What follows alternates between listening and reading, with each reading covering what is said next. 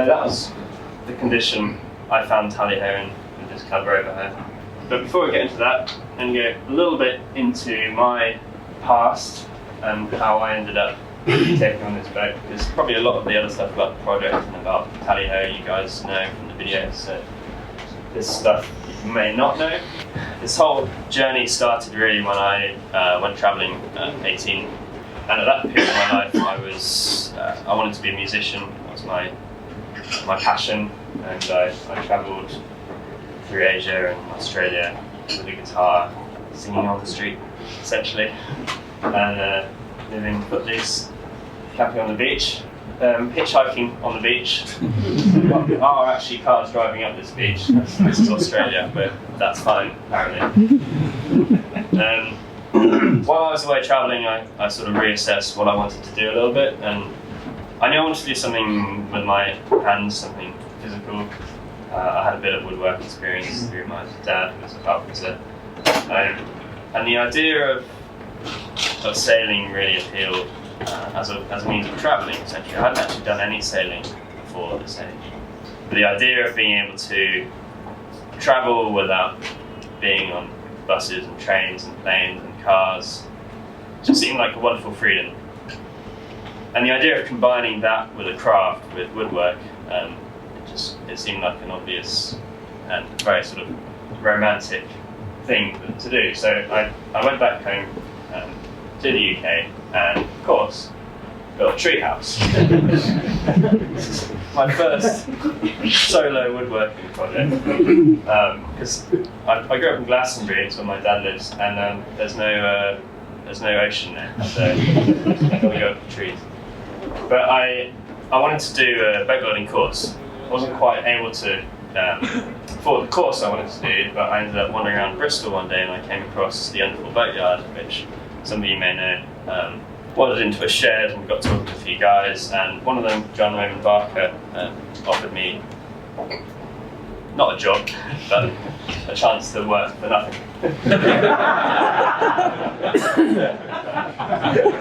And now I entered the wooden boat world. So I worked for John for about a year and a half. And I joke about not getting paid. I lied. I did get paid. He paid me £20 a week. And after working for him for about 8 months, he upped it to £50 a week. But actually, I joke about that, but it was, I'm so grateful for him taking me on, because I learned so much from him, the way he works and the way all the guys around that yard were working. Totally steered my course, really, I think. Yeah, he's a great guy. I helped build this boat, Edith Gray, which is it's John's own take on a Bristol Channel pilot cutter, essentially. Quite extreme lines for a pilot cutter, very fast, very traditionally built, very fun to work on. Entering a trade like that, I think it might seem hard because not getting paid and having to figure it out financially seems difficult, but when you compare it to going to a college to learn boat building, where it's £10,000 for a year or more, that was nearly 10 years ago now, it's actually quite a financially sensible way to do it, and you come out of it with real sort of knowledge of how working boat yards actually work. And to some boat builders, that's more important than theoretical knowledge. There's some things that you get from boat building school, I'm sure, that you don't get from working in boat yards, and I think there's a lot of theoretical stuff which I still don't know because I never did that part. And as I'm going through this project, there's a lot of things that I'm finding I've never done before. I don't even understand half of them. But you're able to work it out, and I think just as important, or maybe more important than that, is the skill of being able to essentially get on with it, work fast, and solve problems that you haven't encountered before. And that's what John and the guys in the Underful Yard and my sort of subsequent bosses really excel at themselves. So while I was in Bristol, I lived on this boat, which looks like a bit of a wreck, because it is, but it's actually a Dunkirk little ship, gentleman's sort of river launch. You can see the the hair problem isn't a recent thing. But I exchanged some work on the boat for accommodation on it. I learned to sail in the Bristol docks on a laser while I was working in that boatyard and living in that boat I just showed you, and I would sail from the boat into the Underfall yard. So this was the first sort of big boat sailing I did, which was through a guy I met at the Underfall yard, another shipwright who was working in the shed next door. And he owned the Peel Castle, which is a 3-masted Cornish lugger. There she is. And he keeps her in Ireland, but he had her in Spain when I met him, and he asked if I'd like to go and sail with him for a month. I ended up going down there and sailing for a month, and then we ended up going up the River Guadiana in the south of Spain. That's really, I guess, what gave me a taste for ocean sailing, astronavigation as well. I was only just learning to sail, but Graham was doing some astro, and I got into the theory of it just sort of out of interest.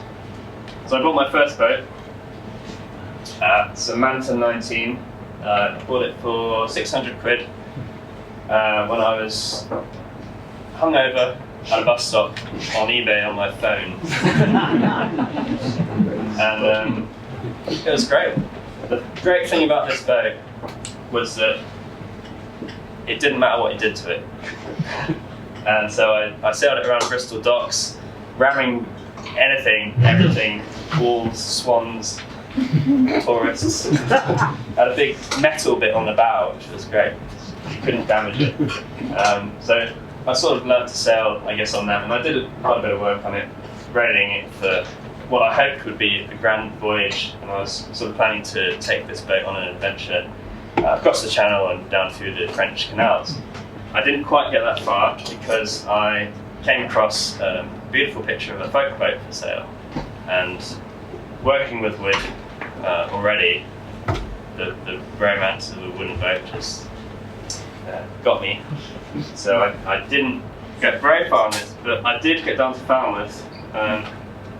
This is on the way to Falmouth from Bristol in, I think, Appledore on the North Devon coast. It's just dried up against a fishing boat in some giant harbour. But you can see the self-steering gear that I built for that boat, which is a wooden servo pendulum gear out of a book by a guy called Bill Belcher. And there's a lot of self-steering designs in that book which you can build yourself. They're really good. So I actually ended up taking that self-steering boat gear onto my next boat. But there we are, sailing down towards Falmouth. I was probably going around Land's End with a broomstick spinnaker pole, which you guys will appreciate. And they're moored up to my new boat, this Folkboat, which is a 1947 Swedish clinker floatboat. Spent all the money that I'd saved up to go travelling in France. I was over the moon with this beautiful boat. I managed to sell this Manta 19 and went out sailing, and the mast fell off. It turned out I wasn't as good as surveyor as I thought. This boat that looked to be in a pretty good condition was actually not in a very good condition. Basically, her top sides were all rotten, and the chain plates. For some reason, the chain plates were only fastened to the planks, which is crazy. But the chain plates pulled out because all the planks were rotten. So I ended up in Gweek Boatyard, which is up the River Helford, Cornwall, near Falmouth, digging away and finding more and more rock. So I ended up replacing the transom on this boat, as you can see, and got a few photos, quite a few planks, and half the mast, of course. When I got her, she was called, well, I'm not going to say it because it was a terrible name, and there might be someone here who's got a boat named the same thing. But probably not. I'm sure you've all got more taste than that. But anyway, there wasn't her original name, so I felt no problem with renaming her. And I couldn't find out the original name. I did try. So I named her Larima, which is my grandmother's name. And there she is, going into the water.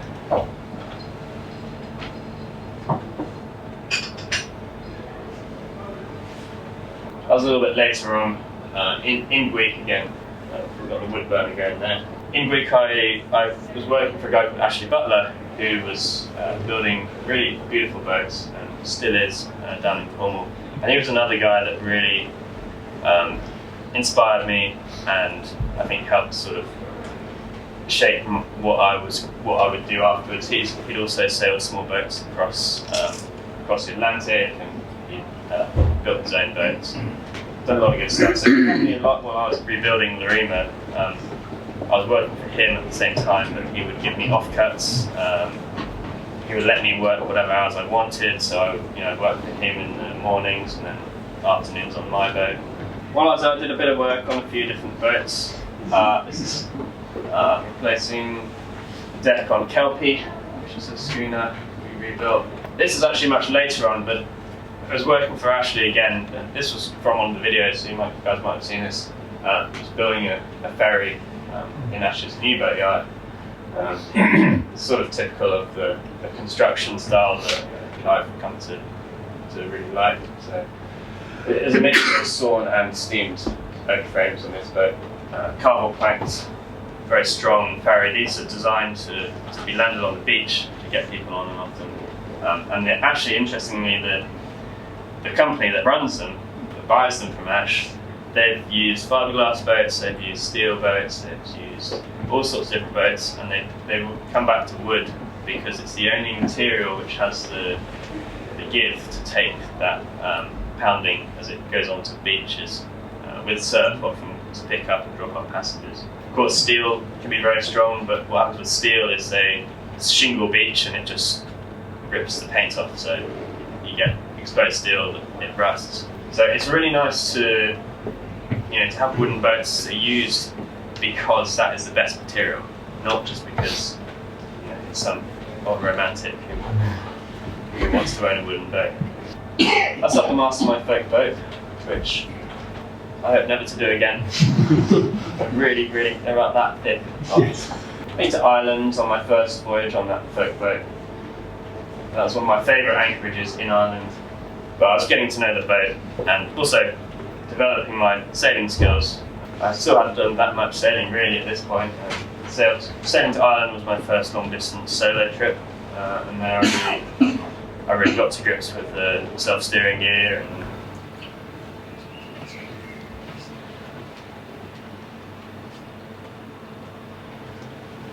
so after Ireland, I came back, I did a little bit more work in Cornwall, and then I decided to head south. And so I crossed over to Brittany and then across Biscay. This is some small port on the French coast. This would have been in Galicia, I think, in northwest Spain, having crossed Biscay. A bit of varnish work to do there. Am I right in thinking you'll do this without an engine in the Folkboat? Yeah, the Folkboat had no engine. They're such manoeuvrable boats, they're really like dinghies. You really don't need an engine on the Folkboat, and they're so light that you can scull it. So I had this big 16-foot oar, and there's a little notch at the back of the boat there, and you can just paddle it along, you can manoeuvre, you can go backwards, 3-point turns.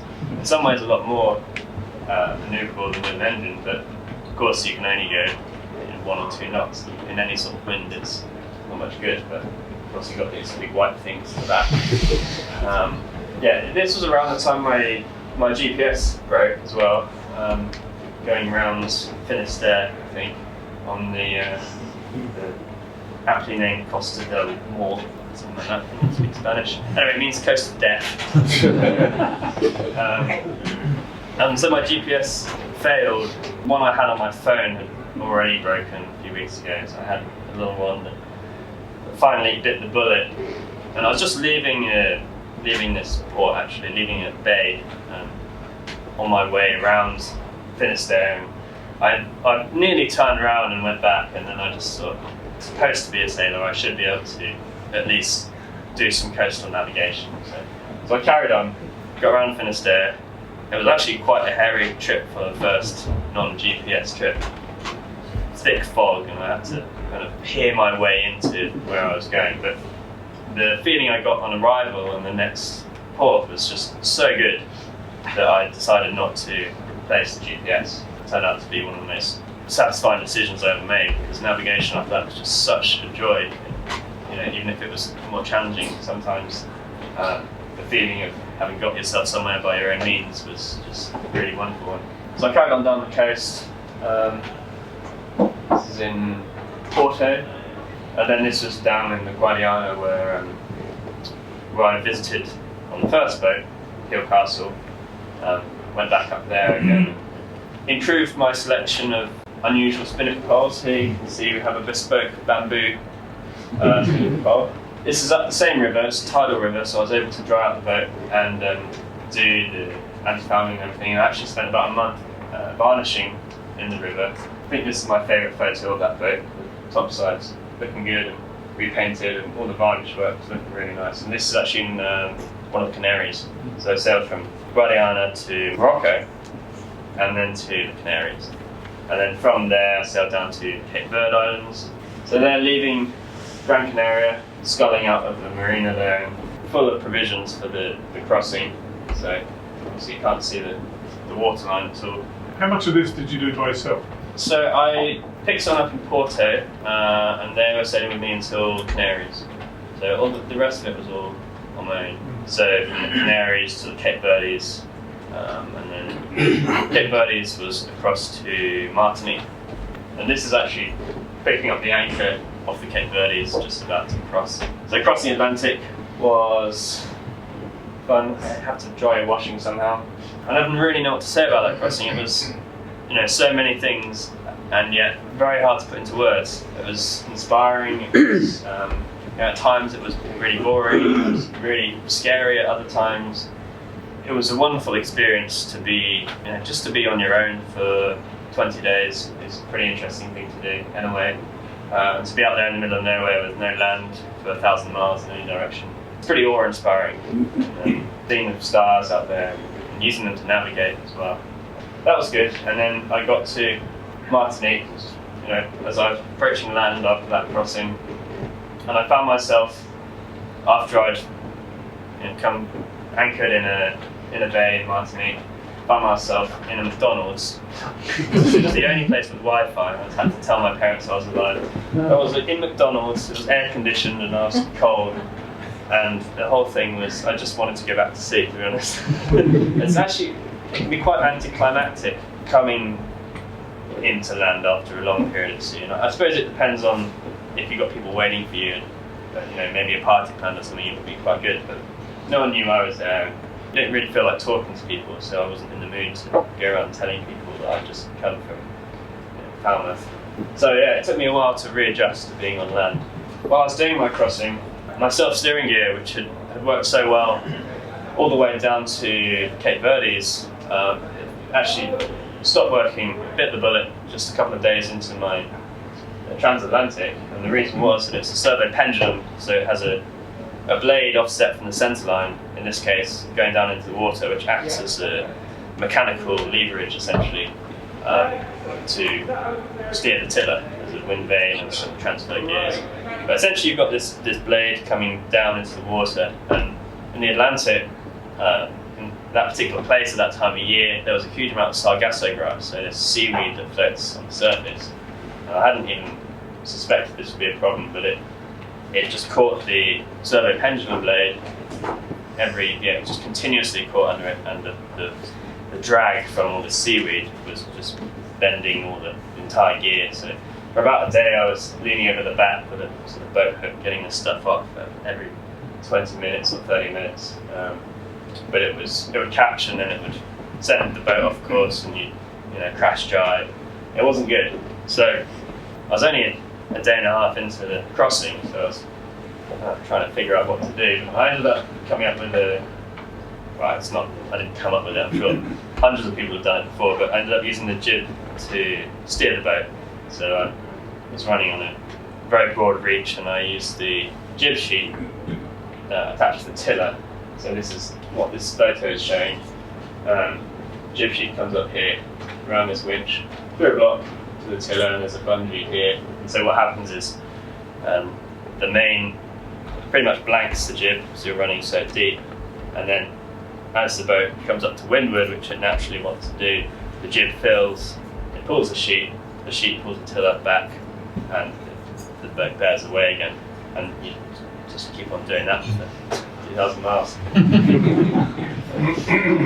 That's the infamous bucket. You don't want to know about that. This is in Antigua. After the crossing,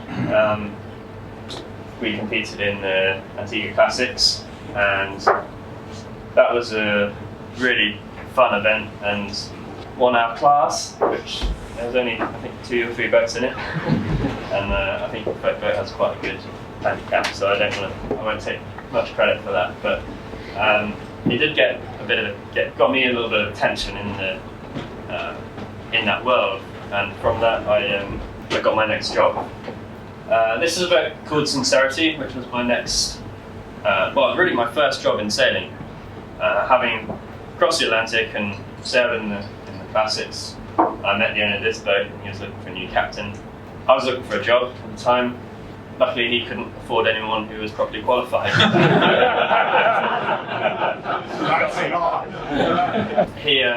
He gave me a chance anyway, which was great, and I think he saved a bit of money as well. But it was great for me to get the experience running a boat like this. That was really exciting. We took that boat through some thunderstorms and up to Greenland.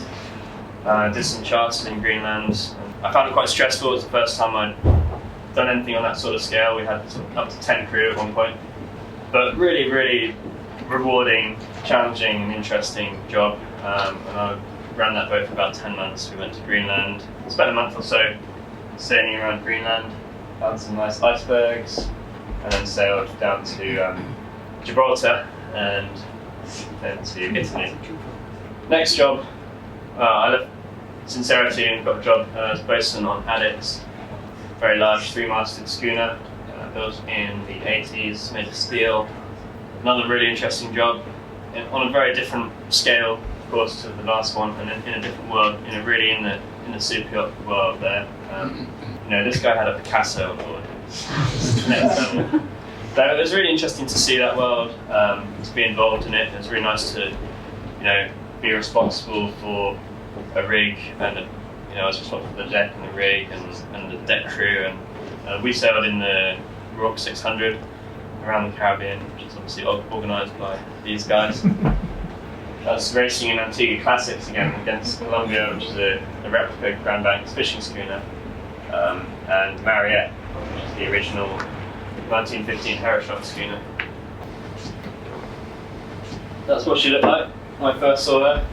I'd heard about the boat being for sale, and I was looking for a project, I guess. My life on Addicts was, by, I guess, conventional standards, pretty great. Sailing around, getting well paid, couldn't spend the money. We were in Mexico, Caribbean, Cuba, but it wasn't what I wanted to do. I felt actually very trapped in that sort of situation without the freedom to do what I wanted. I wanted to start a project of some kind. I was thinking about a new build. Actually, Ashley Butler put me onto this boat. He first told me that it was around. I think it was advertised as well in a few places. So I got in touch with the ASA, and I wrote them a very long letter about my ideas of what I might be able to do with the boat. One of the guys involved in the USA came and met me, and we went down to see the boat, and this was sort of prior to me signing and prior to handing everything over. There I am, wondering what I'm doing, I think. Don't know why I look so happy there. Probably making some very optimistic notes about the condition of the boat. But you can see how bad she was, really. I spent a long time in there. I actually asked everyone to leave so I could just stand in there on my own and think about it and look at the space. I think I was aware, if not quite the extent of the job that had to be done, I was aware that it was an incomprehensible amount. At that point I thought I could probably save the sense of mine, but beyond that I kind of knew I'd probably have to replace everything if I took it on. Just quickly, when you're thinking, I've got to replace everything, isn't part of you going, couldn't I just rebuild a new boat? There's something for me, so I get this question a lot, as you may imagine. Why not just build a new boat? And it's a very good question, and there's no real sensible answer, because building a new boat is going to be cheaper, it's going to be easier, you're going to be able to build it in exactly the way you want. You know, it's all the sensible things. But there's just something, I'm sure most of you would agree, about an old boat and about keeping that history alive that is just such a romantic and inspiring idea, and that made me want to do it, I suppose. If you want to be sensible about it, you know, don't think about wooden boats at all in the first place. You know, the sensible way to go sailing is, you know, either on a fiberglass boat, or, you know, which is perfectly good, or a steel boat, or even better on someone else's boat. The other thing which I learnt about wooden boats over the years is that they're designed in a different way to, you know, modern production boats. A wooden boat is designed essentially, particularly with a, you know, carbon construction like this, the planks are almost sacrificial. They're designed to have parts replaced, and the great thing about this sort of construction is there's no glue. There's nothing to stop you taking a piece out, putting another piece in, and at that point it's no worse off than it was before that piece had rotted. I kind of see a wooden boat like a Lego boat. You know, you can take a piece off, put a piece on, and in that way you replace parts of the boat over time whenever they get bad, and depending on the original construction of the boat and the quality of that, after a certain amount of time, with any boat, you're going to have essentially a new boat with none of the bits of the original boat. And that might be 30 years on a working boat, or it could be, you know, 130 years on a really well constructed yacht. And so the way I see this project, this restoration, and I guess any full rebuild like this, is you're catching up on, you know, however many dozens of years of no maintenance. So that's how I feel about this project.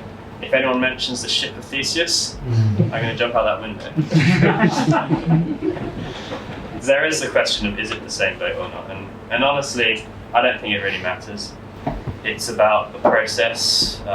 For me, at least, it's about, you know, doing something which I feel is important and which I enjoy, and which I think other people will enjoy being a part of or observing, and hopefully will enjoy sailing and knowing that history.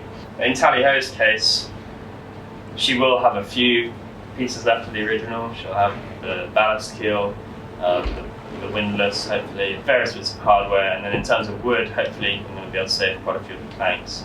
But I'm not 100% on how many yet. But I'd just like to say thank you to everyone, and I didn't really get a chance while speaking to properly express, you know, my amazement and gratitude at all the support I've got from, you know, all corners of the globe in all different ways, and I suspect that many of you here tonight are among those people that supported the project. And it couldn't happen without that. It really couldn't. I probably thought it could when I started, but it couldn't. So yeah, thank all you guys. It wouldn't be nearly the same project without you lot. So. Alright, well that's it for now, so thanks a lot for watching, and a massive thank you to everyone who's donated or otherwise supported the project. It makes a huge difference, and it means I'm able to take the time to make and edit these videos, so I really appreciate it. I'll see you next time. Cheers.